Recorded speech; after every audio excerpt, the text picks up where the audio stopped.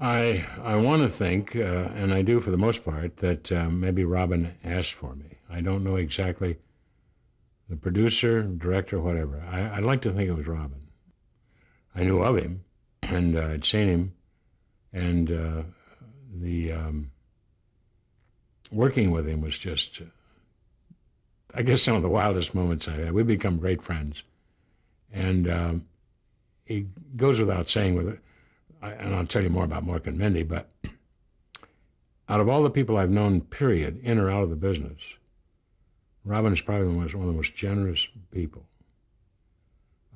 When my wife and I celebrated our anniversary on September 11th, which is a terrible date that the buildings were hit in New York, but was your wedding anniversary, and so was ours. And I said to my wife, where are we going to go today, other than under the bed? What are we going to do? I mean, September, everybody, September 11th, terrorists hit the building and everything. And I said, well, just think, 54 years ago, we were in bed. I don't know what we were doing, but we were staring, what is this? What do we do? There's a lot of that. And I said, now we've got to get under the bed.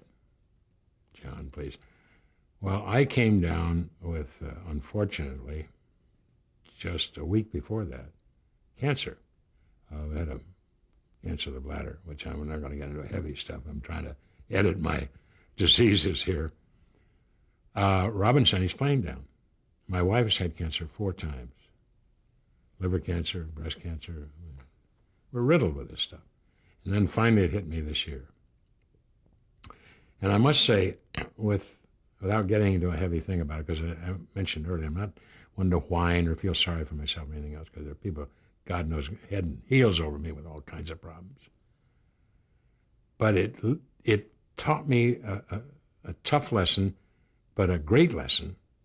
In this, in the past, whatever problems I had, I didn't brush off by any manner of means, but I didn't take as seriously as I did this. When people say you got the big C, you're going to pay attention. You're going to sit up.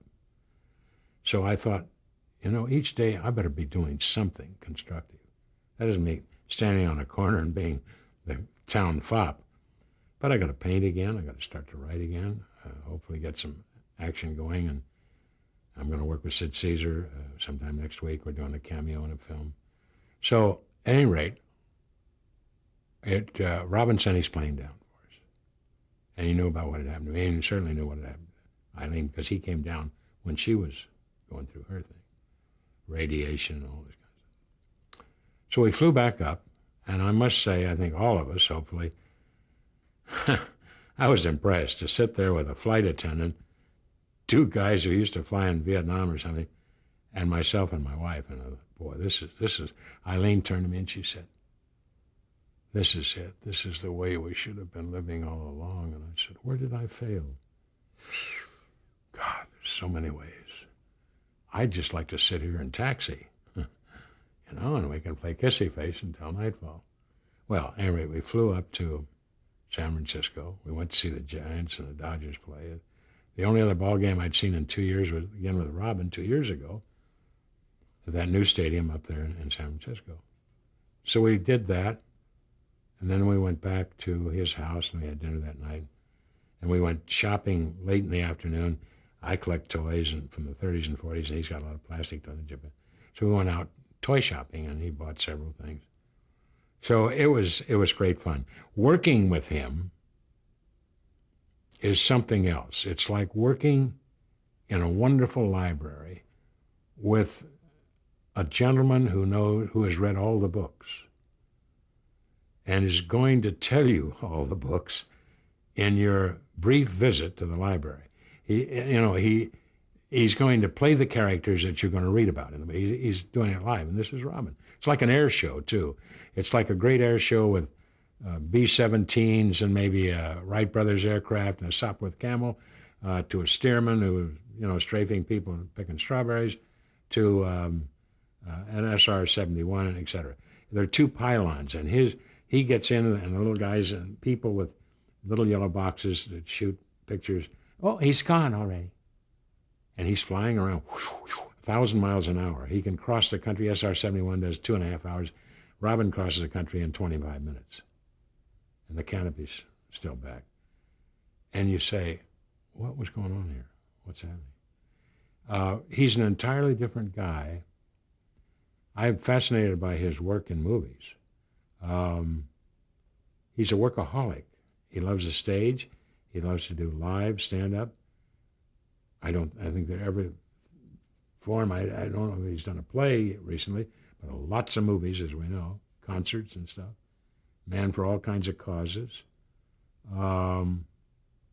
He's a giver, not a taker. And Pam Dauber once said one day, she was the gal who was his, sweetie in Mork and Mindy, and I would miss my mark, which I do on occasion. And I said, put a sandbag down there, and I'll come into it. I'll be all right. And Pam said, you've done enough movies, so you know where your mark is. And I said, I don't sell Florsheim's. Shoes aren't my concern. Here's where the money is. Okay? Yeah. Well, we got along anyway. She's a great gal and a very sweet gal. But I think I could feel her concern about Robin and myself. How much did you and Robin Yeah. get to improvise on the show? Not as much as you'd think. Again, you're faced with a lot of writers. I wish I had the outtakes of what we did. Because we were just, breaking up everybody going around, But there's a great deal of pressure on the writers, boy, they talk about ego. Oh, let's get back to it. So I would say 95% was on the script.